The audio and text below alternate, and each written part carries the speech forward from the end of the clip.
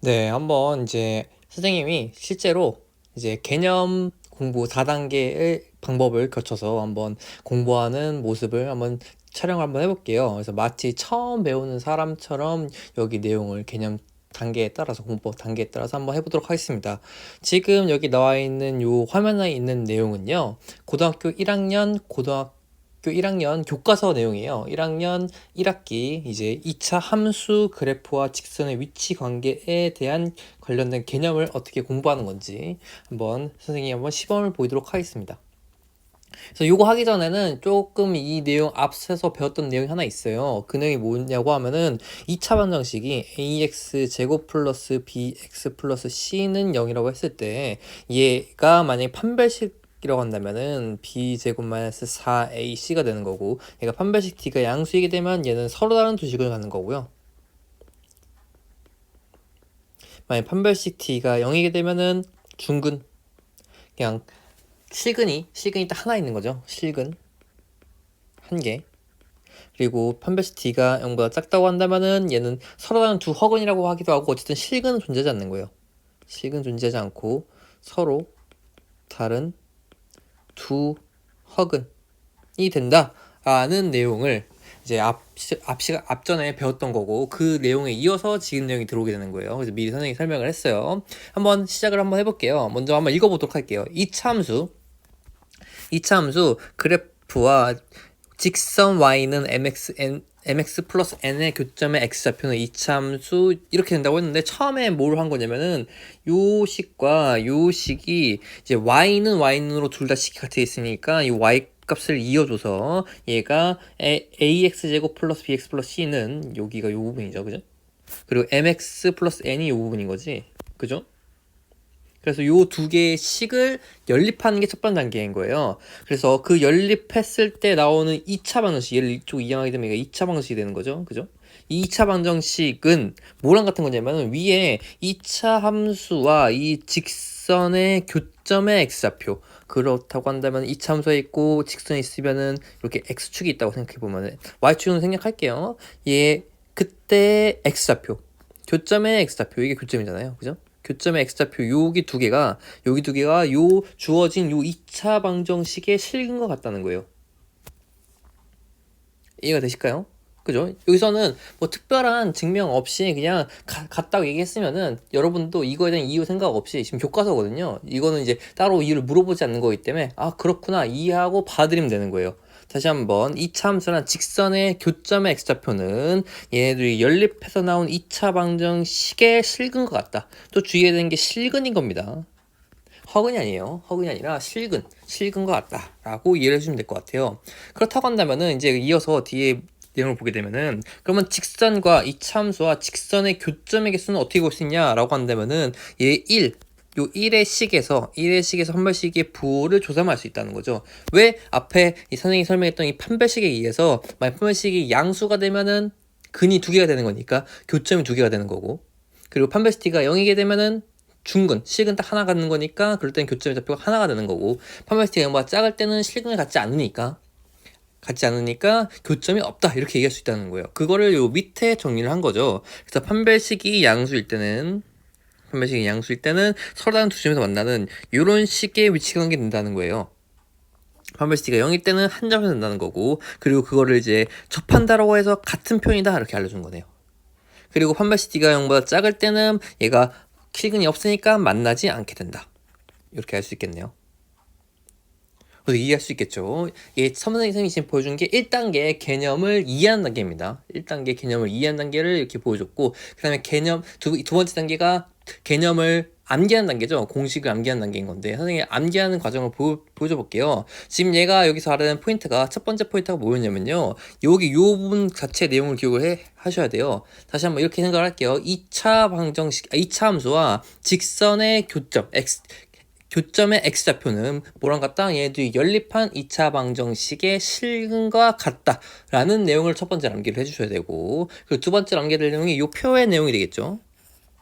요 표현 내용은 판별식이 양수이게 되면은 서로 다른 두 식이 같다. 근데 이 판별식을 쓰는 곳이 어디냐면 둘이 연립한 다음에 나온 2차 방정식에다 판별식을 쓰는 거예요. 그 판별식이 양수가 되면은 서로 다른 두 줄 만난다. 직선과 2차 함수, 직선과 2차 함수가 판별식이 0이면 한 점에서 만난다. 판별식이 뭐가 작게 되면은 만나지 않는다. 이렇게 암기를 해주시면 되겠습니다. 그래서 이 과정을 좀 정리를 해보면은 만약에 이 이차함수와 직선의 위치 관계를 단계별로 하게 되면 첫 번째 단계가 어떻게 되는 거냐면은 이차함수 식을 둘이 연립하는 거예요. 연립하는 식이 이런 식이죠. 요식처럼 연립하는 게 첫 번째 단계인 겁니다. 그다음 두 번째가 2차 방정식의 판별식을 쓰는 거죠. 판별식을 쓰고 만약에 양수이게 되면 서로 다른 두 점에서 만나는 거고, 만약에 판별식이 0이게 되면은 한 점에서 만나게 되는 거고,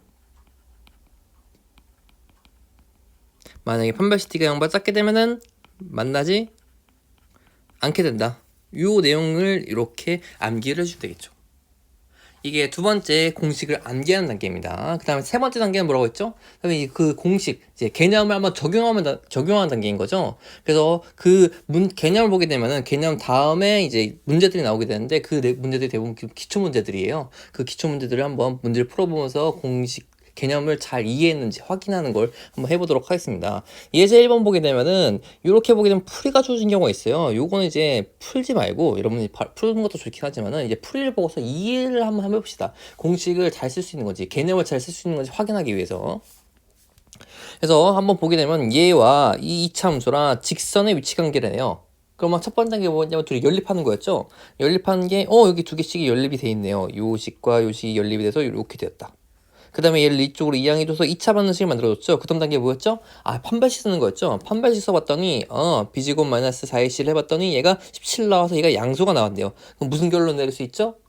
이 2차 함수랑 직선 간의 위치 관계는 두 점에서 만난다. 서로 다른 두 점에서 만난다. 라고 결론을 내릴 수 있는 거예요.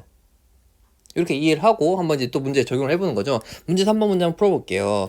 이 2차 함수 얘의 직선 얘의 2차 함수와 이 직선들 간의 위치 관계 조사라고 하네요. 1번 문제 한번 해보면은 첫 번째 단계가 얘도 연립해 주는 거죠. 마이너스 2x 제곱 플러스 x 마이너스 5는 요 식을 연립하게 되면 마이너스 4x 마이너스 2 이렇게 되는 거고, 얘를 오른쪽으로 이항해 주면 2차 방정식을 만들 수 있고 5x 마이너스 3은 0이 되는 거고, 판별식 쓰게 되면은 25 마이너스 4ac니까 6, 4, 24 이렇게 되겠네요. 그죠?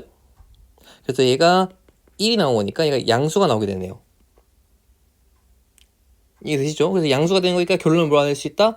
얘는 요 위에 있는 2차 방정식과 서로 다른 두 점에서 만난다. 이렇게 얘기할 수 있는 거예요. 어렵지 않죠. 그래서 같은 방식으로 2번, 3번을 풀어보면서 앞에서 배웠던 개념을 확인하시면 되는 거예요. 됐죠? 그럼 이렇게 한 단계가 세 번째 단계, 이제 개념을 이제 잘 이해했는지 확인해 본 단계입니다. 그래서 4단계를 넘어가 볼게요. 4단계 같은 경우에는 개념을 탄탄하게 하는 과정이잖아요.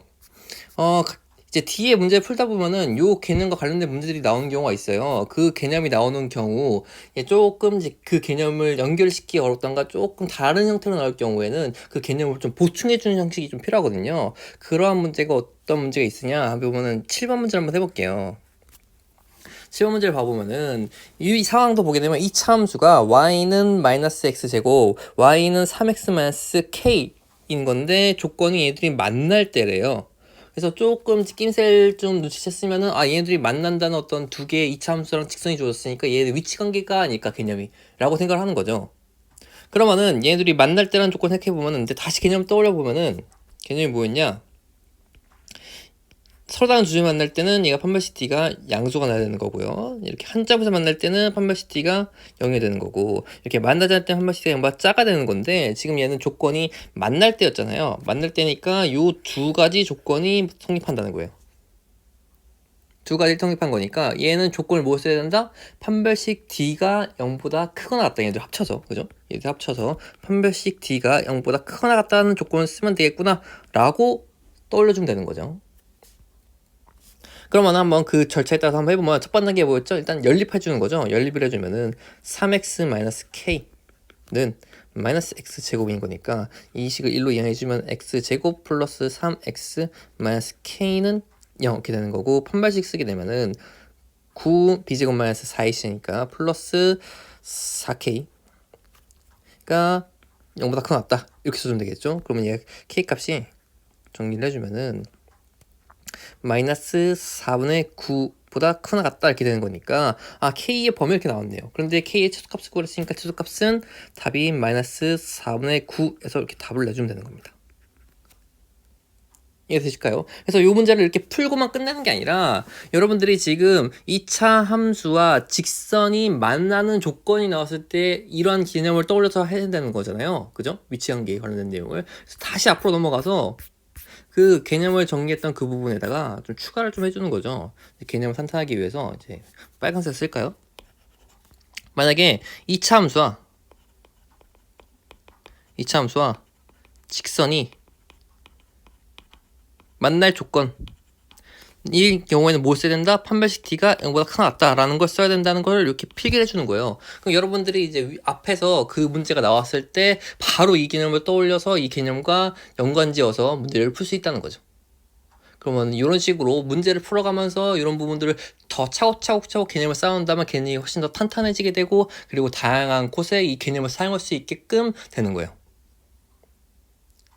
됐나요? 그래서 이런 식으로 개념 4단계 거쳐서 한번 공부를 해보시고, 이렇게 공부를 하게 되면은 다르게 공부하는 것보다 개념이 훨씬 탄탄해지고 좀 수학 실력 향상에 큰 도움이 될 거라고 확신합니다. 네, 여기까지 할게요.